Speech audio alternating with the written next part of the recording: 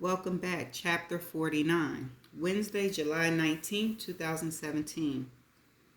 She'd not eaten all day. Her whirlwind journey had taken her from Alcove Manor and her discussion with Gus Morelli early this morning to Betty Anderson's home in Sarasota Springs to Livia Cuddy's office. It was 9 p.m. when she grabbed a taco from a street cart. Sydney ate while she walked.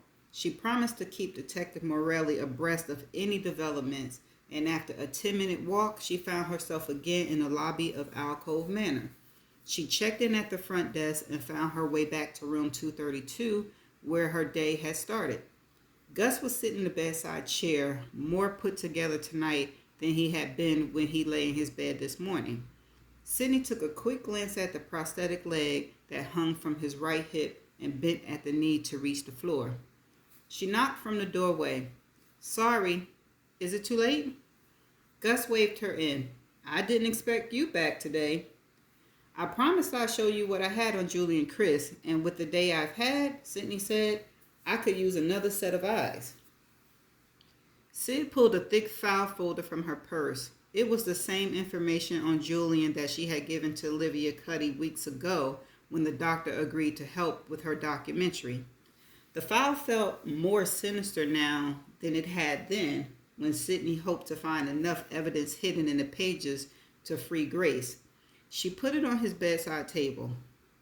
"That'll be my middle of the night reading," Gus said. "Here." He held out his hand. "I've been sitting too long. I've got to walk. Do you mind?"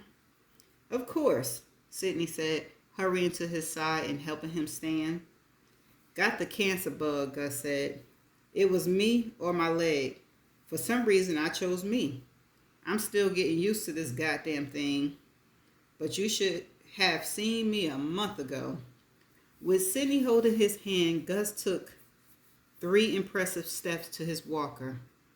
"I know it's hard to imagine," he said, "but what you just witnessed is as close to a miracle as I've ever seen on this earth. Mind if we take a stroll?" "No, that's fine." Sydney kept pace next to him as he shuffled down the hallways with the aid of his walker. "I do better with a single crutch, but I need to learn to rely on this peg leg, and my armpits is so damn sore I can't stand the thought of crutches." "It looks like you're doing just fine," Sydney said. "I'm out of here in 2 more weeks. That's my goal." Gus lowered his voice. "I can't take it any longer with these old people in here, and the nurses have had enough of me. It's time I suck it up and get back to my life." They made it to the end of the hallway and turned to conquer the next stretch of linoleum. "So, let's hear it. You're back so soon, not just to give me the kids' information. What did you find?" Sydney shook her head. "I'm starting to worry that I'm going to owe you that shot of whiskey." They made a full loop around the unit. His first, Gus told her, while Sydney explained what she learned from Betty Anderson and Livy Cuddy. She helped him into bed and watched as he removed his prosthetics. "It's starting to feel better with the damn thing on then off," Gus said. "I feel naked." "Maybe that's a good thing," Sydney said. "I suppose so. Pull the table over. I want to take a look at what you brought me." Sydney wheeled the table close.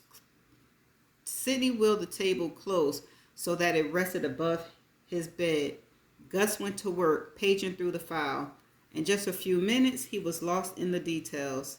Sydney let him work, taking a seat in the bedside chair and checking her voicemail. It was filled with urgent messages from Leslie and Graham. Then Graham's final message was disturbingly calm as he explained the deadline for Friday's episode had been missed, and the network was taking steps to announce the 8th installment of The Girl of Sugar Beach would not air as scheduled. An hour later, Gus finally spoke. "Take a look at this," he said, pointing at a page from the file. Sydney killed her phone and slipped it into the back pocket of her jeans. She leaned over the bed to see what Gus was pointing at. "These are photos of Chris' bodies These are photos of the Chris boys' clothes taken by the ME in St. Lucia's. Depicted in the photo was Julian's shirt. It had been stretched out on the stage table to for photography.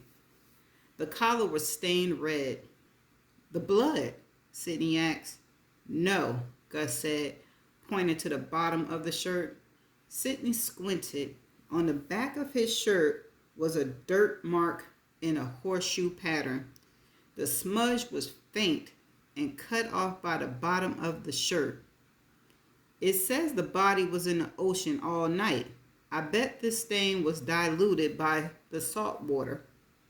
Sydney remembered her trip to Sugar Beach when she climbed the Sophia Bluff and stared down at Patan's Bay, where Julian's body had been discovered by two kayakers on their anniversary.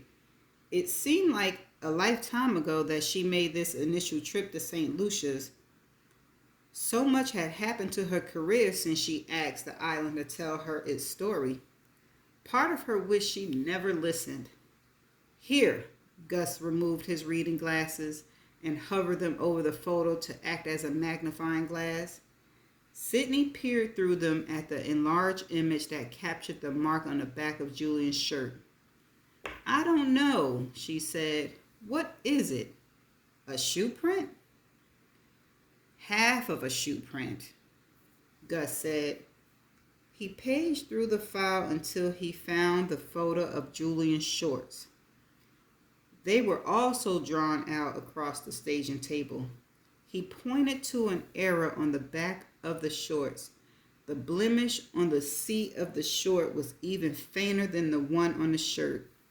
Gus folded the picture so the bottom of the shirt aligned with the shorts. The two smudges came together to form a nearly invisible full shoe print. I'll be damned, Sydney said. I'd love to know whose foot produced this. Sydney leaned closer to get a better look. Me too. It was past 10 p.m. when Sydney and Gus packed up Julian's file, which they had spread across the table and around the bed. Gus still had some contacts inside the New York Police Department and offered to have them take a look at the print on Julian's shirt and shorts. His guys, Gus promised, could confirm that it was indeed a shoe print and also run an analysis on the make of the shoe if they were able to get details from the tread. I don't want to put you out, Sydney said. Are you kidding me? Gus said, I haven't felt this alive in years. The last couple of hours were the first time I actually forgot that they took my leg. Please, he said, let me help. Sydney nodded her head. Thanks. Let me know what you find. I'll make some calls first thing tomorrow. Gus packed the last of the Chris files. What's this? He asked, holding up an envelope. Oh, Sydney said, taking her father's letters from him. Inside were the fingernails clippings he had sent months ago for DNA analysis. Sydney had nearly forgotten about them. Oh, it has to do with another case. Anything interesting? Sydney smiled. It's a long story.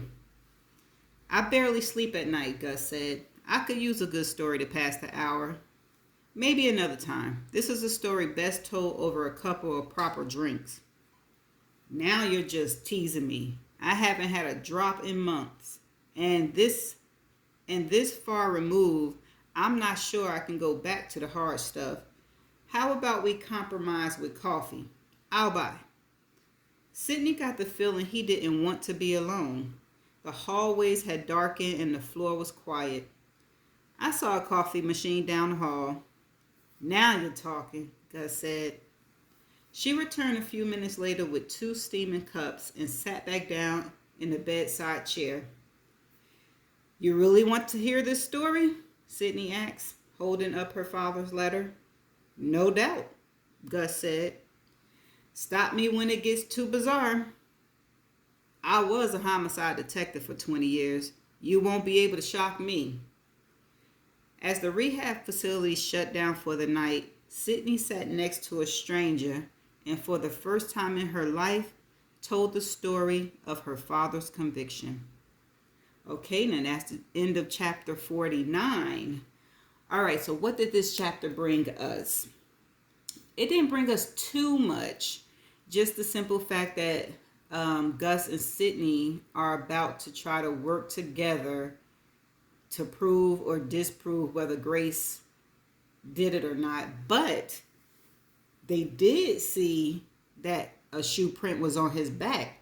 So it shows that somebody kicked him off of the bluff, but in addition to hitting him over the head. So he technically was murdered, but they just now have to figure out with what and by whom.